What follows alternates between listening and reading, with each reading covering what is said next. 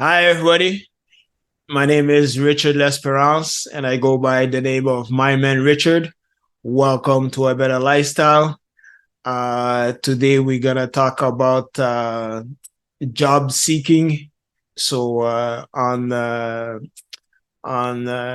for people looking for a job or they want to have some tips on how to be a good job seeker, this show is probably going to be for you. And also, we're going to talk about on the other side, on the B side, if you're an employer, the hiring process, like what to do, not to do, or so we're going to talk about both worlds. And I have the pleasure to have two special people. I stumble on their podcast on the internet.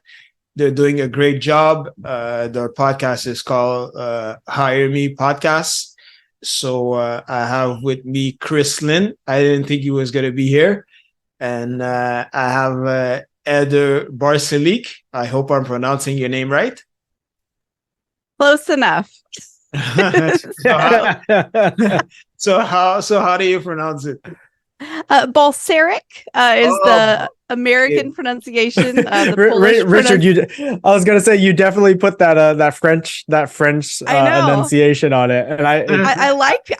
I'm not gonna say it's wrong. I listened because I listened to one of the episodes, and the way you were saying it, I said, okay, it must be like that, but I'm still gonna ask her if it's the right way. So how is it again? So Balcerek is the American pronunciation, but it is a Polish last name. So Balcerek is the Polish way to say it. So Balcerek. Mm-hmm. Yeah. There you go. Okay, Balcerek. So they're here with me, and it's gonna be a great interview. So I'm looking forward to it. So please, I'm gonna start with ladies first. Heather, tell us a little bit about yourself, and you could talk to us a little bit too about the podcast, what you guys are doing, your background, and everything, and then we'll switch to Chris. Awesome. Yes. Well, it's a pleasure to be here, Richard. My man, Richard. It's a pleasure to be here. So my name is Heather Balcerek. Let's see. I live in Clearwater, Florida. I am a senior manager of corporate learning and development for a company called Maximus. I started there about 2.5 months ago. And that was after going through a layoff. And so I was laid off from Amazon, where I was a talent development program manager, and laid off from there in January. And so in the course between January and starting my new job is actually when I met Chris, and when the Hire Me podcast was born. I was literally at Walt Disney World, kind of mid-February, going to the happiest place on earth because I was pretty sad, having lost my job and having to look for another one, and just trying to think of new ways of like getting myself out there. And I thought, oh well, I already have a podcast because I have another podcast, and I was like, maybe I'll make an audio resume. And I'm standing in line for a ride, talking to my husband about this, and I'm like, what if I just, I could do this for other people too. I could help other people, like, they could answer interview questions and be kind of interview prep like, and that'd be cool.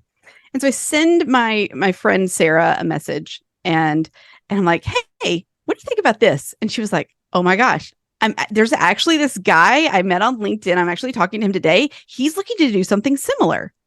And I was like, she's like, let me connect you to. I was like, great, fantastic. And again, standing in line, and I Google things. I'm like, what can I name this podcast? And there was nothing called Hire Me. And I was like, that's what we're going to do. Hire Me. Because then the podcast name is always Hire Me, Heather Balcerek, and so it's just always that tagline of Hire Me and then somebody's name. I'm like, that's perfect. And so I literally bought the domain name, started looking at brand colors even before I left Disney that day. Speed up like a week later, I set up a meeting with Chris. I meet Chris, and we're going back and forth, and literally within an hour, our two worlds of what we wanted to do combined in the Hire Me podcast was officially born. Great. So, Chris, can you tell us a little bit about yourself?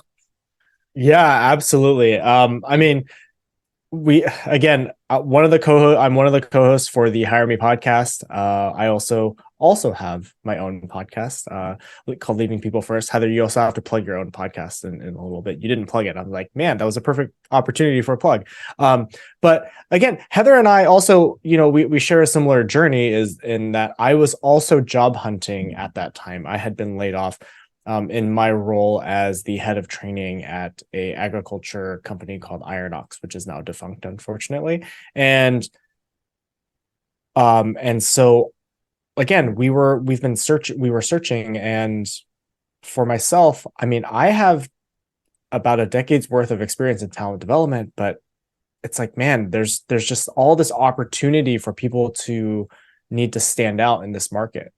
And so when Heather and I came together, as she said, it just like took off running, and we had never never met, never worked together. And we're just like, we have the very similar ideas. Let's merge them into one. Let's kick this thing off and let's just get it done. And we did. And we are now over 500 followers on LinkedIn. We have interviewed nearly 50 people, created essentially video resumes for them. And again, we're doing this all for free because we just want people to be able to stand out and showcase themselves in a way that most applications, most candidate experiences, most interviews just don't allow themselves to show up as who they truly are, showcase their values, showcase the skills in the ways that they want to showcase their skills. So really important that we could highlight those things and elevate people in today's job markets. Okay. Congratulations once again on all your accomplishments. So Heather, we're gonna start. So how does someone stand out in an interview? There's so many ways, but here's some very basic ways that you can stand out in an interview. Know yourself. Like, be able to answer that "tell me a little bit about yourself" question in a succinct way. When you answer your questions, answer them with that star, car, whatever word format you want to use. And then I always add a V to it. So like V star, which is value, situation, task, action, response.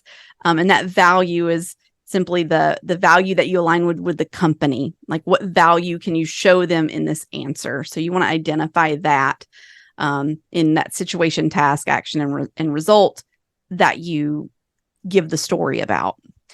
And I think that those are probably my two like go-to things, because if you know yourself, you can get that first "tell me about yourself" question out of the way with confidence.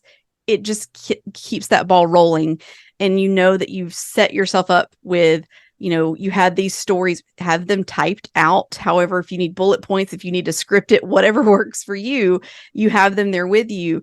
And when you get asked a question, hey, I've already got them here. I don't have to use that brain power to work to be nervous about it. Everything's right here.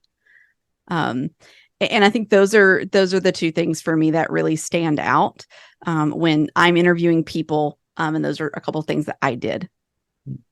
Would you like to add something to that, Chris? Yeah, I mean, that "tell me about yourself" question, it's such it's not a throwaway question. Let's say that, right? It is actually a really important question. Hiring managers and recruiters are going to look for different things, but what I've found is that they want to hear your journey. This is your chance to tell your personal story. So where did you start and where are you today, right? And where do you want to go? So when Heather says you need to know yourself, you absolutely should be reflecting back on where you've been in the past, how that's carried you to where you are today, and then where you want to see yourself in the future. It doesn't necessarily have to be defined, right? Like, where do you see yourself in 5-10 years? But just know kind of what your purpose is or what your values are. And then on top of that, again, come back to the stories. I I've been leaning more and more into interviews are actually a storytelling exercise. You're leading someone through your own little mini chapters or little journeys in your little hero's story, right? And so as you are telling these stories, or you need to think up of these stories, go back through your career, go back through your experience and find, okay, where did I solve certain problems? Or where did I come up against some really challenging moments that forced me to learn something? Or maybe I failed, and what did I learn from it?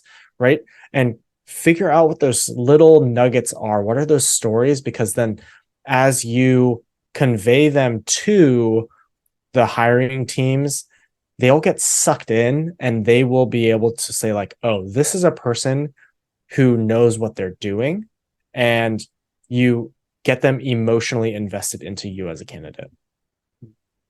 So, as a recruiter, what are the challenges you see that they face in the hiring process? That question is for Chris.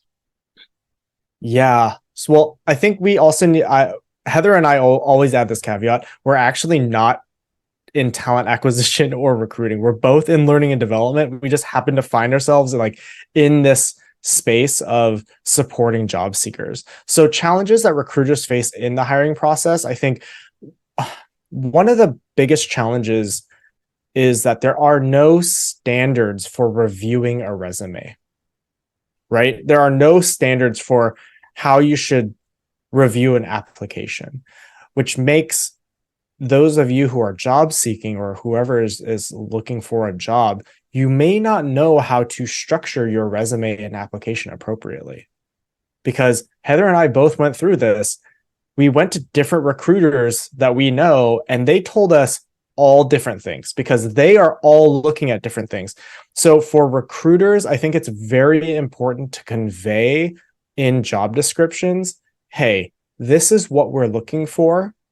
Right. For example, the job I'm in now currently, I actually asked the recruiter, I'm like, hey, what about my resume stood out to you? Like, what made you want to reach out to me? She's like, I could very clearly see the progression of your journey in your career. That's what I was looking for. I'm like, cool. That wasn't listed anywhere, right? Like, if that could be part of it, as part of like, hey, we want to see this in your application, that would help that out a lot more.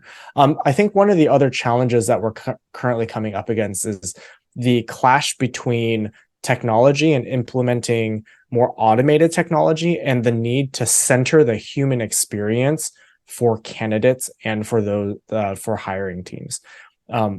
They just kind of butt heads against each other when you talk about automation. I was actually talking to someone today about AI in the candidate experience and how some teams want to completely automate the process, and yet they want to have a people-centered culture. Those two things don't necessarily mix. So for recruiters, it's really important to understand what that balance is and really focus on, okay, well, what is the interviewee, the candidate, experiencing through the entire process?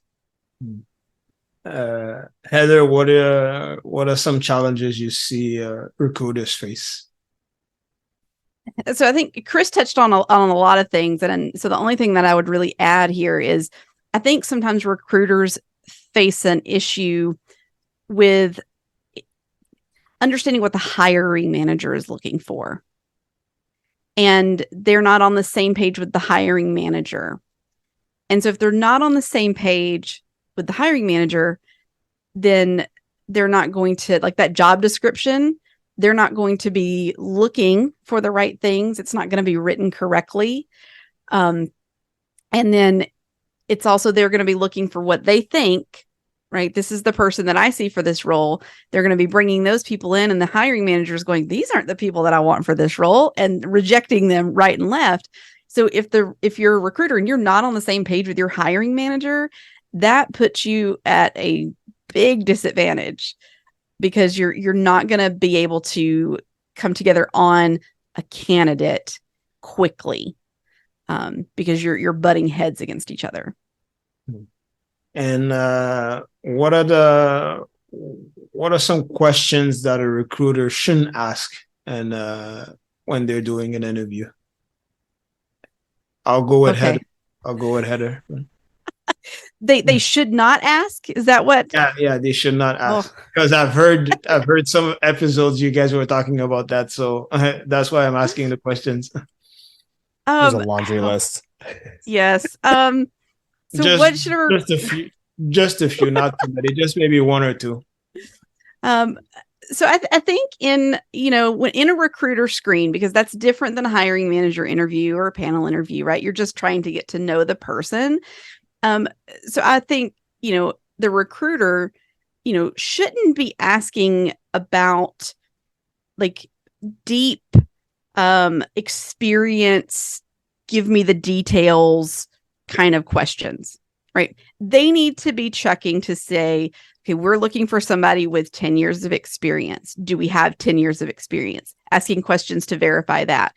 We're looking for somebody with experience in these software programs. Okay, do you have that?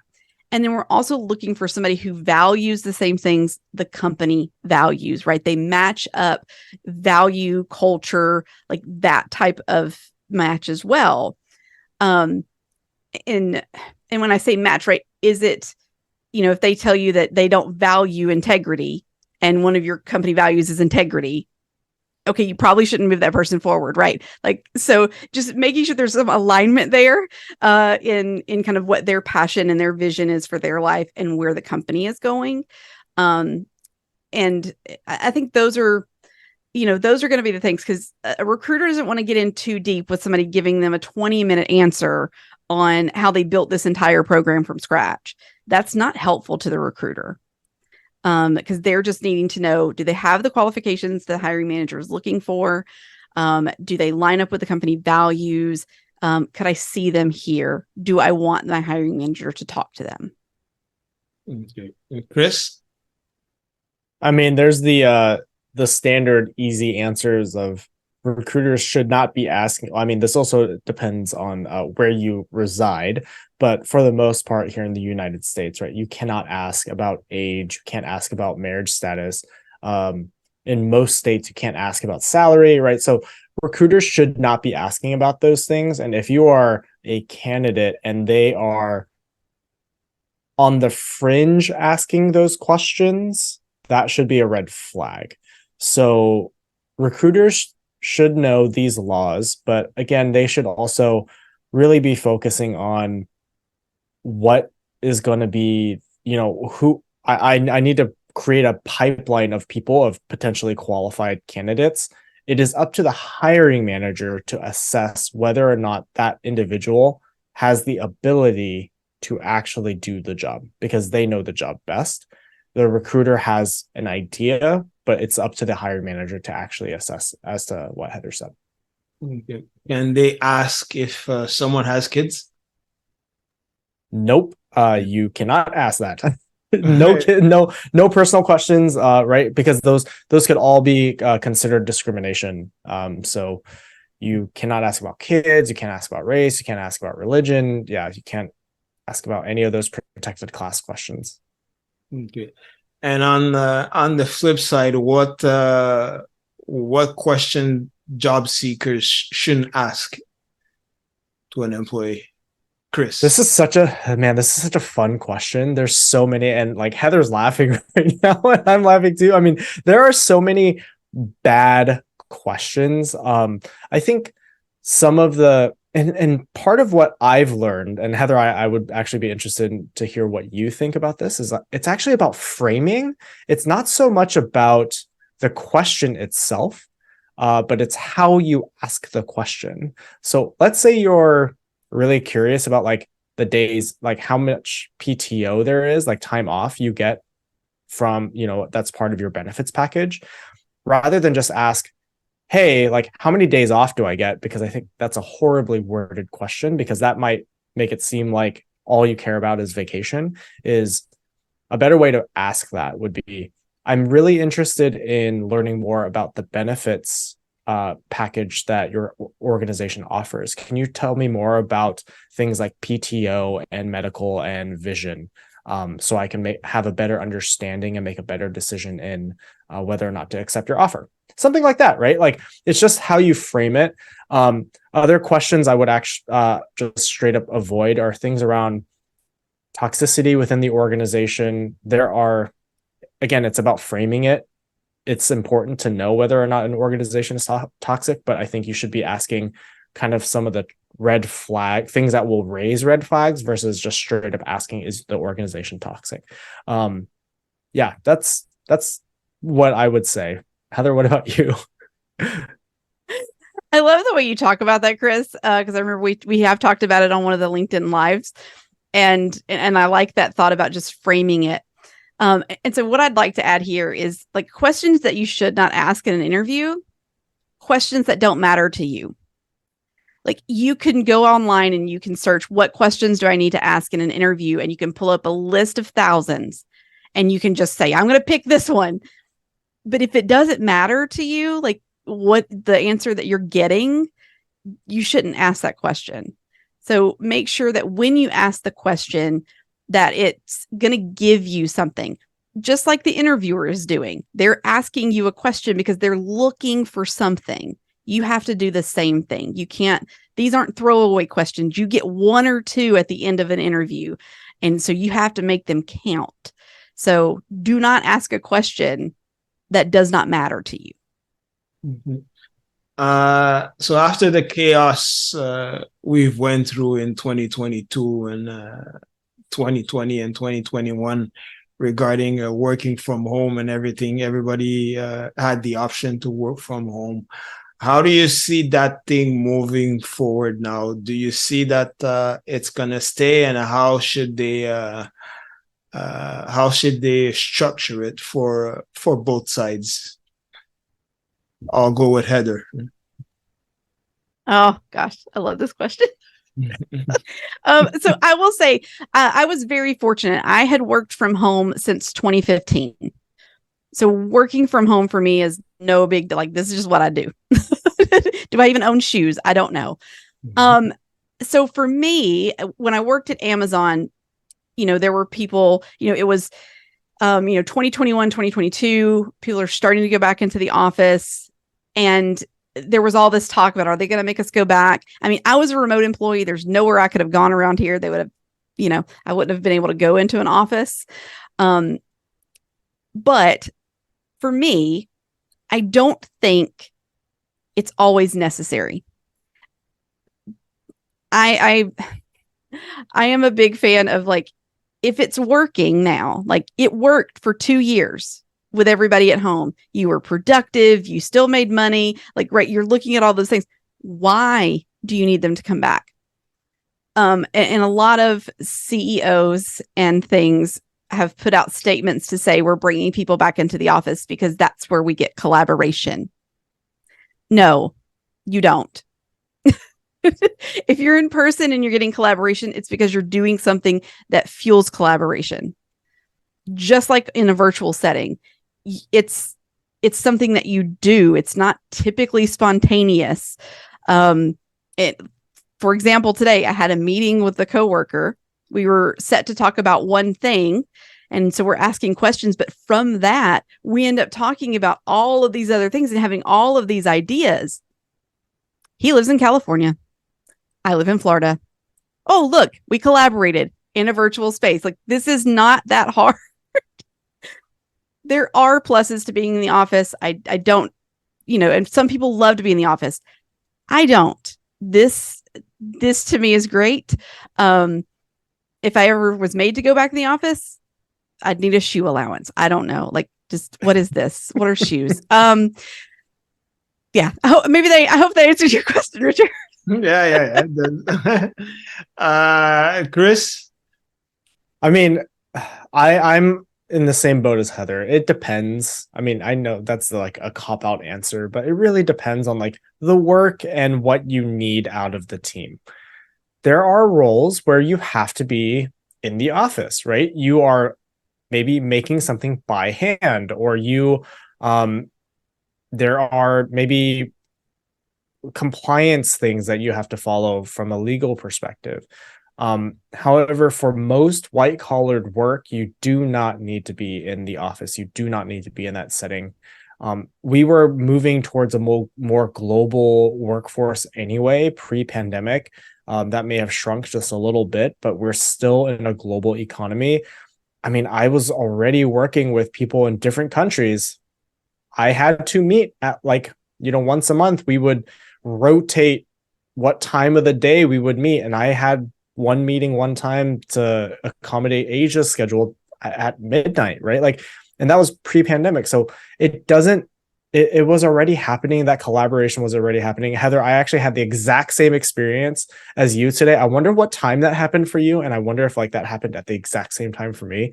That'd be I know that weird, anyway. But same thing, right? We were talking about one thing and we just kept evolving and building on idea after idea after idea to make something much more valuable than what we could have created apart, right? So when you talk about culture, when you talk about collaboration, guess what?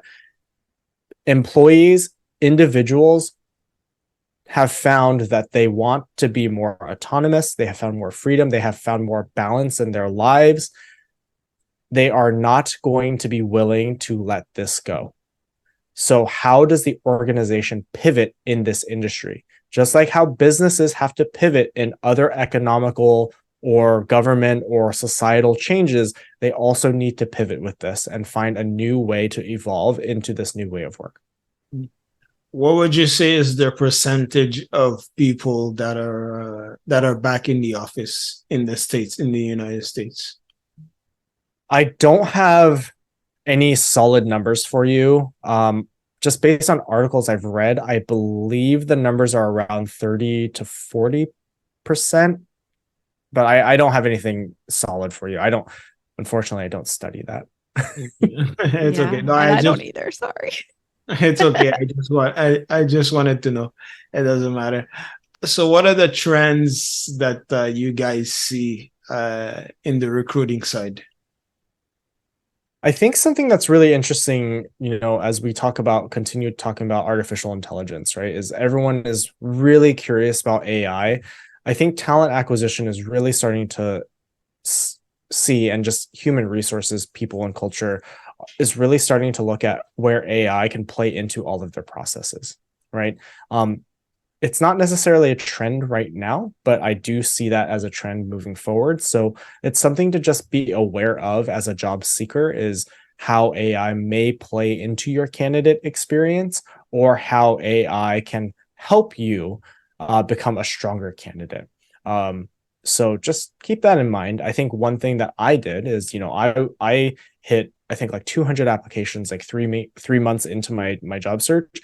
I can't tell you how many cover letters I was writing, but then once, Chat GPT came on, and it was oh, it can generate my cover letters for me. And then you just do some small editing. It took a 1 hour process per cover letter down to a 20-minute process. So things to help you supplement. That's one thing to think about. The other trend that I've been seeing for the last few years, and it's continually growing, is skills-based assessments. So there are more organizations that are looking at some of the more hard technical skills and then turning them into some sort of game to assess candidates on those hard technical skills, things like project management, things like coding. Those are some things that you should not be necessarily afraid of as a job seeker. It's just something that you're seeing more and more of, because those can be more objective measurables to assess how you are as a candidate. Heather, do you see, are you on the same page? Yeah. Or other trends that Chris maybe don't know, is not aware of? Yeah, I think there's a couple things. And some of the ones Chris mentioned, I'm well, I didn't see any of that. So that's cool. That's an awesome trend. A couple of the things that I see is one surrounding being more knowledgeable about neurodiversity and accessibility, and how that plays into their candidate experience leading into the job. There are a lot of things that are not accessible or friendly, when it comes to a job application. For people like myself who are neurodivergent that, struggle with certain things, like, going in to fill out a job application that takes you 30 minutes is just draining on your executive function. Like, just having to focus for 30 minutes to fill out a job application and then you don't even hear anything, like, that's terrible. So I think recruiters are getting, are starting to really be more versed in what neurodiversity, falls under neurodiversity, that there are things that are, covered by ADA and can allow for accommodations, and being more accessible to the candidates. And so I think that's one thing. Another thing that and this is just very, my experience with my recruiter for my job, but I think it's something that I feel like recruiters definitely need to do. And that is, if somebody applies for a role and you're talking to them in their phone screen and that another role came open that's maybe better suited for them, you tell them about it. That needs to be a trend because that's what happened to me. And I'm extremely grateful to my recruiter because I applied for a different role. And before I got that phone screen, another role came out that was better suited for me. That is the job I got. Okay, right. Well, so what are job seekers should look for in a company besides the salary? Well, I mean, salary is always important, right? Like, you need to make sure your base needs are met. So here in the US, we're seeing more and more states adopt laws that say you need to list the salary ranges for this role, right? Some companies are finding ways to skirt around that, which isn't really cool. That being said, you still need to know what the salaries are. You also should be looking at what the total compensation package of your offer is, right? Whether that's bonus structures, paid time off, medical, insurance, other perks or benefits that are critical to ensure that you have a good quality of life, right? To move forward and have a good balance in your life is going to be critical. The other thing, that Heather and I both talked about and touched on already is, does the purpose and the values of the organization reflect your own? And no, you're never going to find 100% match. I think you're going to be hard pressed to even find maybe like a 70% match, 80% match, but you just need to find some sort of connection that you believe in the organization. And there are also going to be those organizations that put those things on a wall and all they care about are the numbers. They care about the money. They care about other things. And that's okay. There are people in the world that value that more than having that, like caring about the mission or the purpose or whatever. That's okay. It's to each their own. But having that connection to purpose and values only creates more engaged employees. And for yourself, don't you want that? You want to feel like you are pushing towards something more impactful in the world or in business. And that's what I think you should be looking for no matter what. Heather, you'd like to add something on top of that? I mean, I really don't have anything else to add. I would, as far as because I was going to go value, like that's exactly where I was going to go until Chris said it. My bad. It's okay. It's okay. One of the things just in the way that the world is right now with all of the layoffs that have been happening, if I were job seeking again right now, I would still be looking to see, have these companies laid off recently? And if they did, how did they do it? How did they treat those employees that were laid off? Because that would make a difference if I applied or not. Because if it's never a good experience when you're laid off, but there are ways that it can be a better experience versus just you log on and you can't get to anything. There's there's humane ways to do it. So I would look at that. So Heather, how can a company create a better work environment to attract good employees? Listen to their current employees. Listen. I'm if you're listening to, if you're a leader, your first customer is the person under you. Their first customer is the person under them, all the way down to the actual customer that buys your product. And you have to be in touch with, if you're up here, you have to be in touch with what that frontline worker, what are they looking for? Right. And if that's not aligned, then you're not going to get people to come in and to stay. And so you have to create that environment that people want to be there. People feel valued. You could have, you may not be a big company, so you can't offer great big benefits, but you can offer something where the employee feels valued because you offer, help with college tuition, or you offer career development programs that are pretty robust. That's a value add. Like, that's something that people will stay for.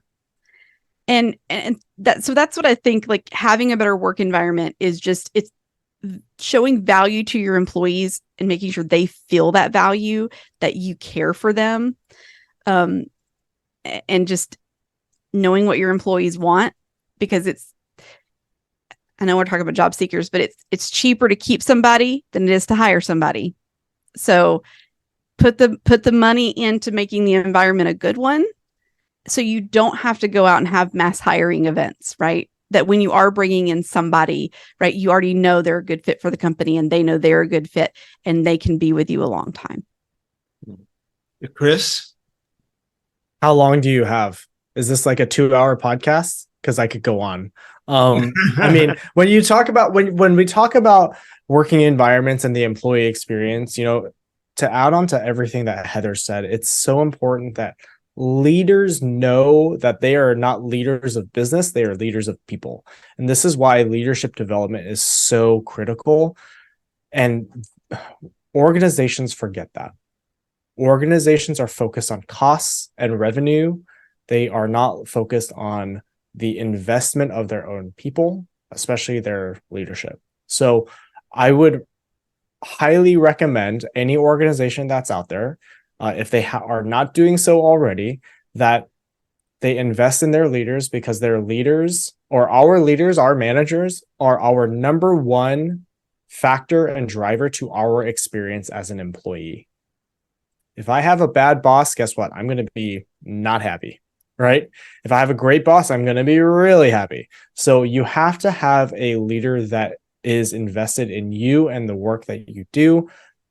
And then on top of that, make sure that, again, you are aligned. I mean, I preach alignment, top, bottom, inside out. You need to be aligned within the organization to your culture, to your purpose, to your values. We've said it, this is like the 5th, 6th time that we said it now, but you have to be aligned, because then that's where everyone knows what the norms and behaviors are and actions are of an organization, so they can move forward, and it creates less negative or unhealthy conflict and more positive conflict and collaboration. So what advice would you have for jobs? Well, it's going to be for job seekers and recruiters, but I'm going to start with job seekers. Heather, what advice would you have for someone who is still looking for a job? Some advice. How long was the podcast again? Because I I get really passionate about this. I do. I love this. I love talking and like trying to help job seekers, because it's hard. And so let me just focus right here for a second. Job seekers, I see you, and I know you're having a hard time. Please don't stop. Now take a day off, but small things move you forward. You will find the spot that's right for you. There is the right job for you. It may come tomorrow. It may not come for 3 or 4 months. This is a marathon, not a sprint. You can do this. Okay. I have lots more, but I'm just going to keep it there because Yeah. I'll get emotional and cry or something like this. No problem. Chris, what would you say? Come on the Hire Me podcast. Well, that's a good thing. That's true. That's true. Well, I mean, okay. Always with the plug. He's so good at that. Yeah, So, always but got to that's- plug. But Always that's got to a plug. good- But that's a good Well, one. Again, to add on to Heather, I mean, one of the reasons why I personally started this journey with the podcast is because I had a really low moment where I just felt completely helpless. I had kind of given up. I was so frustrated. And then I had this idea and I went up and I was still job hunting, and then I went down again and then up and then down. And so the emotional roller coaster, for those of you who are job seeking, it is normal. What you're feeling is normal. It is okay. Again, to what Heather said, take care of yourself. And the thing that I found personally very impactful was you have a community around you that is willing to help. You just have to ask for it. And that is something that a lot of us have difficulty doing, is asking for help and being vulnerable. But I will say that when I reached out for help, I cannot tell you the outpouring of support and community that I had from fellow job seekers, but hiring managers, friends, acquaintances, so many people. That community is out there and they will lift you up emotionally or through networking. There's a variety of ways, but just know that you have a community out there for you. So on the recruiting side, what advice would you have for recruiters, Chris? Communicate. Communicate. Oh my gosh. I cannot tell you, like, Heather had this great experience where, you know, her recruiter said, hey, your skills are better suited here. For me, my recruiter communicated nonstop. And I cannot tell you how much I appreciate that. And I still thank her. You know, I actually just talked to her yesterday and I'm like, you seriously, you're so amazing. Because that communication sets up trust. That communication tells the candidate, hey, don't worry, we're still moving forward, or you know what, this is what's going on. They just need to know, because job seekers, especially ones who do not have work right now, who are not employed, are looking for a sense of validation. And so when you do not communicate, they do not feel like they have value. So you have to communicate, even if it's to tell them, hey, we're still in the process of this round, or we're still doing X. It's going to take another week, or you know what, it got delayed a little bit. I'll reach back out to you in a few days, right? Having that communication is so important to make sure that you center the human in the experience. And that is what ultimately where I personally have a passion is, you know, how do you lead people first? How do you create human-centered connection and experiences? And one of the key foundations is communicating. Heather, you'd like to add something on top of that? Yeah. To all the recruiters out there, look outside the box. Be open to seeing those people that are transitioning from one role or one industry to another. I think right now more than ever, with all of the layoffs and everything that's going on, people are transitioning industries, and there are a lot of transitioning teachers.